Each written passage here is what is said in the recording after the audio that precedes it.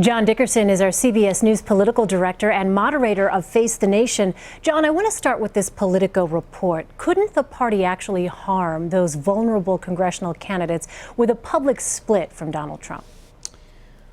Well, we'll see if we get there. The way the public split, the problem with a public split is that Donald Trump is raising a lot of money for the Republican Party.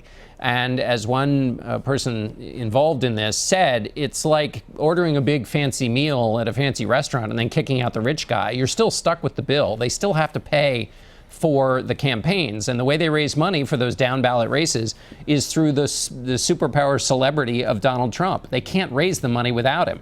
So just this talk of kicking him loose just doesn't make any sense from a financial standpoint.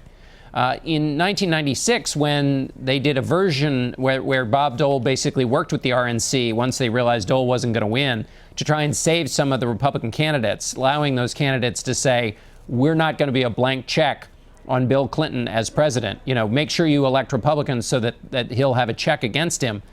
The Republican committee could fund those ads because soft money was allowed. Well, that's not allowed anymore. So the fundraising mechanisms that would allow the party to go its own way don't exist in the way they used to. So it's not, and politically also, they can't really hide the fact that he's the nominee of the party. And cutting him loose, probably might maybe get a couple of votes, but it's going to lose a lot of votes in terms of people who won't turn out. John, I want to get your take on this Trump tweet from Sunday morning where he denies a New York Times report that he told advisors he'd change as a candidate. Trump slammed the story and tweeted, "I am who I am." What do you see in that? I see a reference to Popeye. I see what comes in campaigns all the time when they're in rough patches, which is a conflict and debate between whether you let the candidate be the candidate or you force the candidate into the structure of a modern campaign. And the upside of doing that is makes it a little bit more controlled. It shows his supporters that things are going to be okay. It calms nerves and it kind of gets things back on track. The downside is it saps the candidate of all the good stuff that people liked about him in the first place.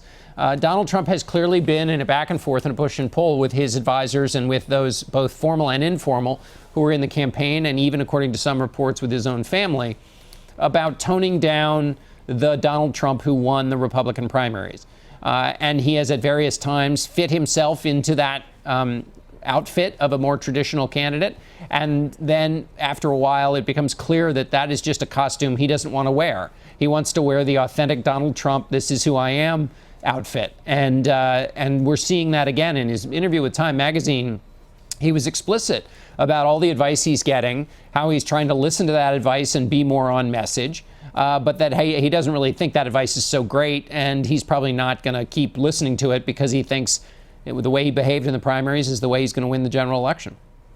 Trump has been warning of a rigged election for a few weeks now, but this weekend the campaign started soliciting, essentially, election observers to detect and report fraud. I wonder, John, what do you make of that?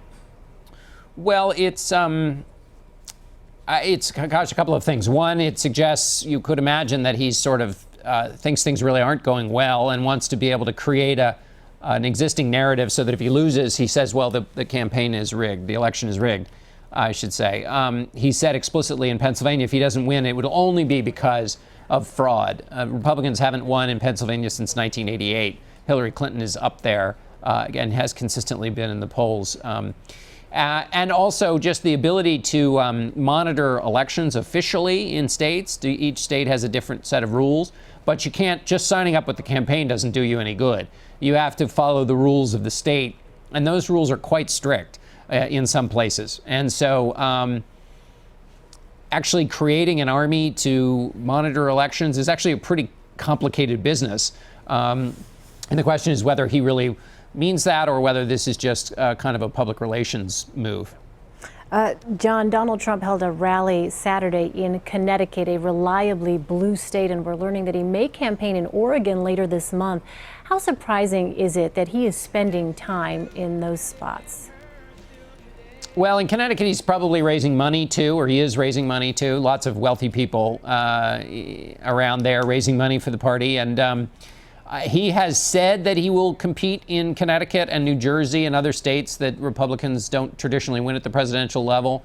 And based on what I can tell, that's his campaign, as one advisor to the campaign put it, humoring him. Those states, with as few days left and as many states that are in play and as many states, battleground states that he's in behind, spending time in a state that's really a tough climb, like Connecticut or New Jersey, means he's not spending time in the states that he might have a better shot at winning. And, there are 85 days until the election ends. But, the voting starts in October 3rd in Ohio and in other states. It starts earlier. So the campaign's even shorter than from here to Election Day. And the hard decisions made about staff and where the candidate spends his time are going to start kicking in because he just doesn't have the time left. So I think we're probably not going to see a lot of trips after a little while to these states that aren't going to be competitive. All right, we will see how his I am who I am strategy continues to play out. John Dickerson in Washington. John, thank you. Thanks, Elaine.